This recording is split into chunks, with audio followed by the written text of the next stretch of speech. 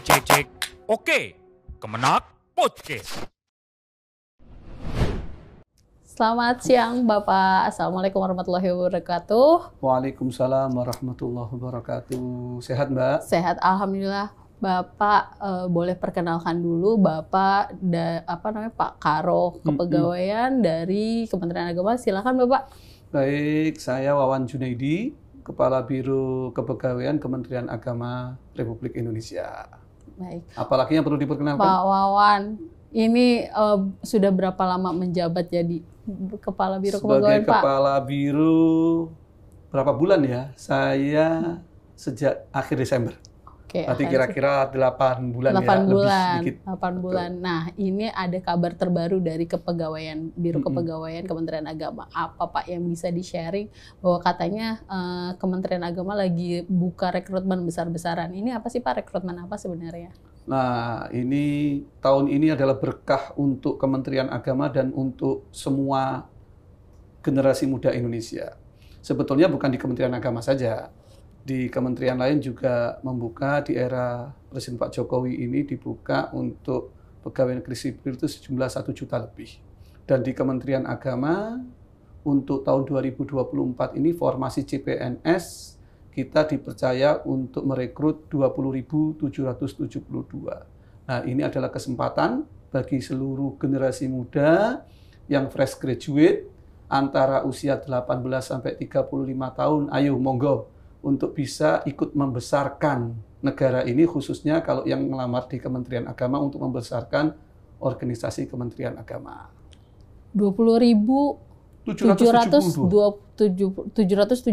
Yes. Ini semua untuk CPNS, Pak? Atau? Ini khusus untuk CPNS. Jadi awal ini nanti yang dibuka oleh Menpan RB dan BKN hanya CPNS dulu. Loh, bagaimana yang P3K? Sabar. Nanti yang P3K mungkin nih bocorannya ya akhir September atau awal Oktober lah kira-kira. Tapi yang sekarang, yang 20.772 khusus untuk calon pegawai negeri sipil. Ini rekrutmennya dari tanggal berapa sampai tanggal berapa, Pak? Jadi kita pengumuman mulai tanggal 31 Agustus kemarin ya, sudah kita umumkan secara resmi di web Kementerian Agama. Nanti teman-teman semuanya yang berminat untuk bergabung dengan organisasi Kementerian Agama bisa dilihat. Di situ ada tabelnya. Pendaftarannya mulai tanggal 1 sampai tanggal 14 September. Okay. Nah, nanti setelah itu ada tahapan-tahapan seleksi administrasi itu sampai tanggal 16 dan segala macamnya bisa dilihat detailnya di tabel pengumuman itu. Nah, jenis formasinya, Pak. Jenis formasinya apa saja nih? Formasinya ini karena jumlahnya luar biasa, sebanyaknya 20.772, kita secara umum membuka formasi umum dan formasi khusus. Maksudnya apa? Formasi umum dan khusus pada prinsipnya formasinya sama. Kalau guru ya guru, kalau penyuluh agama. Hanya yang khusus ini dibedakan ada beberapa kategori. Contohnya ada para calon pelamar yang memiliki predikat komlot. Nah, itu kita berikan kekhususan karena mereka sudah berhasil untuk mencapai prestasinya. Tapi kita juga memberikan kekhususan contohnya kepada saudara-saudara kita yang penyandang disabilitas. Ini juga tidak mungkin kita rekrut harus sama-sama dengan yang lain. Ini ada affirmative action. Jadi kekhususan affirmative action ini juga untuk saudara-saudara kita yang mengalami difabilitas. Lalu juga ada kekhususan untuk saudara-saudara kita yang putra-putri Papua. Ini juga ada dikhususkan bentuk perhatian kita kepada teman-teman yang ada di Papua supaya juga bisa nanti mengabdi di lingkungan Kementerian Agama yang di provinsi, ada 4 provinsi ya sekarang di sana ya, tambah 5 berarti ya, 2 tambah 3 baru provinsinya. Dan yang ada lagi tentang formasi putra-putri Kalimantan. Ini nanti tentu dikhususkan bagi pengembangan IKN kita. Nah, inilah beberapa yang disebut umum dan khusus. Tapi pada prinsipnya, jabatan yang dilamar ya sama. Semacam itu. Hanya kita memberikan affirmative action pada kelompok-kelompok yang kita anggap dengan formasi khusus itu.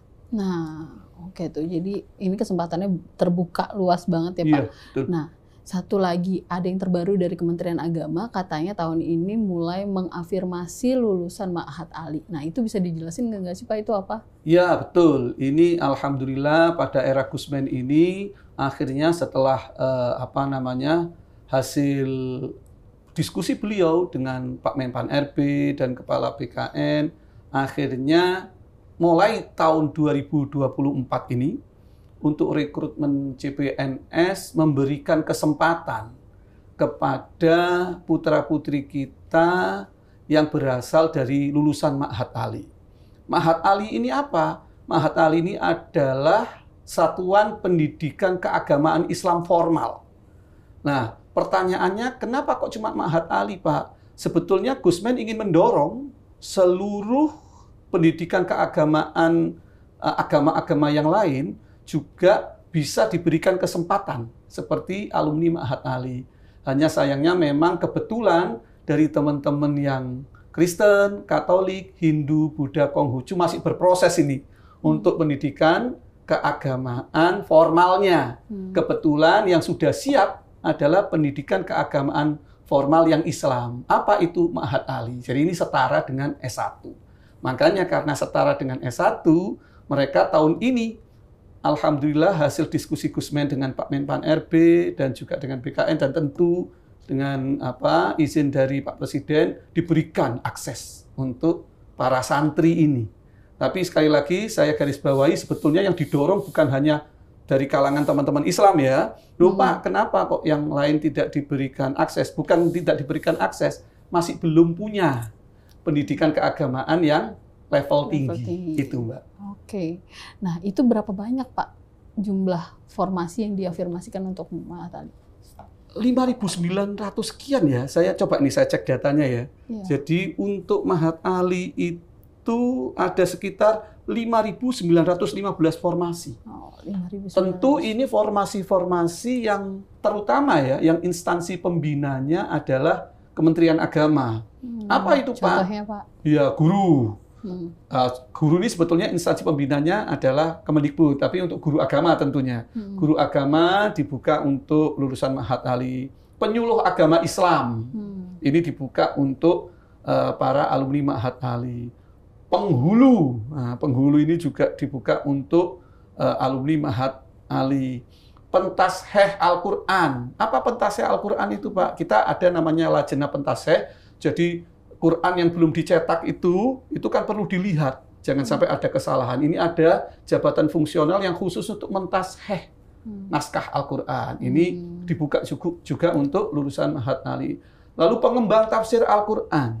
Ini juga kita buka. Dan terakhir kita punya JF baru yaitu pengawas jaminan produk halal. Ini juga dibuka kesempatan untuk para alumni Ma'had Ali untuk bisa ikut mendaftar di CPNS tahun 2024. Oke, ini terbuka luas banget. Iya. Kemudian yang jadi pertanyaan, apa yang harus dilakukan oleh calon-calon PNS ini, Pak? Iya, tentu para pelamar adik-adik ini ya, adik-adik yang adik enggak ya, kalau yang usia 30 berarti ya tetap adik saya ya. Ini kok merasa muda terus. Jadi adik-adik para fresh graduate ini tadi disebutkan pada umumnya rentang usianya adalah 18 sampai 35 tahun. Kecuali untuk formasi dosen yang lektor, yang sudah doktor, itu bisa kita kasih kesempatan sampai maksimal usia 40. Nah, apa yang perlu disiapkan? Ya tentu saudara-saudari, adik-adik semua yang ingin bergabung dengan CPNS di Kementerian Agama, tentu ya template-nya menyiapkan pengetahuan dasar. Karena nanti tesnya tentu pertama semua pelamar itu akan dites SKD. SKD ini BKN melakukan secara CAT, itu adalah seleksi kompetensi dasar. Jadi semua pelamar yang sudah dianggap lulus administrasi, dia berhak untuk ikut SKD. Seleksi kompetensi dasar yang diselenggarakan oleh BKN. Nah, dari SKD ini nanti diambil 3 kali formasi. Formasi Kementerian Agama berapa tadi? 20.772. Dikali 3. Berarti 60.000 berapa itu? Jadi kalau yang semuanya yang daftar 1 juta, mudah-mudahan tembus gitu ya, semangat semuanya ya. Maka yang diambil adalah 3 kali 20.772. Inilah yang berhak untuk ikut seleksi berikutnya yang disebut dengan SKB, seleksi kompetensi bidang. Nah, ini perlu disiapkan tentu oleh adik-adikku semuanya yang akan bergabung nanti, kami undang ya semua. Jadi di SKB nanti ini ada 3 komponen. Komponen pertama adalah CATBKN lagi. Itu bobotnya 50%. 50% sisanya ini adalah kompetensi bidang yang terkait dengan jabatan yang dilamar. Yang pertama, yang sisanya 50 sisanya ini dibagi 2. 40%-nya adalah ujian untuk praktek dan sikap kerja berperspektif moderasi beragama. Yang 10% wawancara wawasan moderasi beragama. Loh Pak, apa moderasi beragama? Moderasi beragama sebagaimana kalau adik-adik tahu bisa di-searching itu sudah keluar perpresnya. Peraturan Presidennya nomor 58 tahun 2023 terkait penguatan moderasi beragama. Jadi Kementerian Agama karena bidang layanannya itu memberikan layanan agama, bidang agama, dan layanan pendidikan bidang keagamaan, maka kita perlu merekrut para SDM yang memiliki wawasan beragama moderat. Kenapa? Karena yang kita layani kan dari berbagai unsur agama. Maka tentu kita memastikan jangan sampai calon-calon PNS kita nanti tidak paham terkait toleransi, tidak paham terkait diskriminasi. Nah, tentu ini akan berpengaruh bagi layanan publik Kementerian Agama. Jadi Kementerian Agama memastikan sejak awal bagi adik-adik semua yang ingin bergabung, maka harus memiliki wawasan, sikap, dan praktek kerja yang berperspektif moderasi beragama. Yang itu sebetulnya inline dengan nilai-nilai Pancasila. Jadi nggak ada yang lain lagi. Kalau orang Pancasilais, pasti dia memiliki wawasan beragama yang moderat. Karena ya intinya moderasi beragama itu kan adalah komitmen kebangsaan. Seperti yang teman-teman tahu kalau Kementerian Agama ya toleran, tidak suka kekerasan, lalu menghargai tradisi lokal. Itu kan Pancasila semua. Jadi kalau ada yang bertanya, apa nih Pak, kok ada mata uji tentang wawancara wawasan moderasi beragama, bisa dipelajari nanti di Perpres 58 tahun 2023, atau nanti mungkin dibantu juga oleh teman-teman Kementerian Agama, kita punya buku babonnya. Ada buku terkait dengan moderasi beragama. Itu, Mbak. Ini yang banyak banget ditanyain satu kali lagi, Pak. P3K boleh daftar CPNS? P3K itu yang pertolongan pertama pada kecelakaan itu bukan?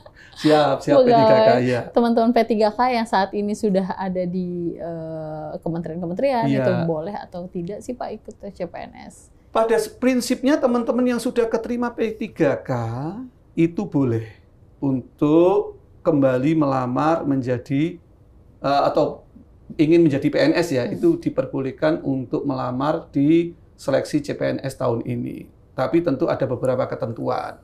Kami 2 hari yang lalu sudah bersurat ke seluruh Satker terkait bagaimana mekanisme kalau ada adik-adik kita yang keterima P3K ingin mencoba keberuntungan lagi untuk melamar CPNS. Ada yang saya tanya, kenapa sih kan sama itu hak-haknya P3K sama CPNS, rasanya aja Pak beda kan gitu. Jadi kepingin melamar CPNS monggo, itu ada mekanismenya. Nanti di situ salah satu persyaratannya harus mendapatkan izin dari pimpinan Satkernya, yaitu adalah pejabat tinggi pratamanya. Itu nanti sudah ada formnya, ada template-nya.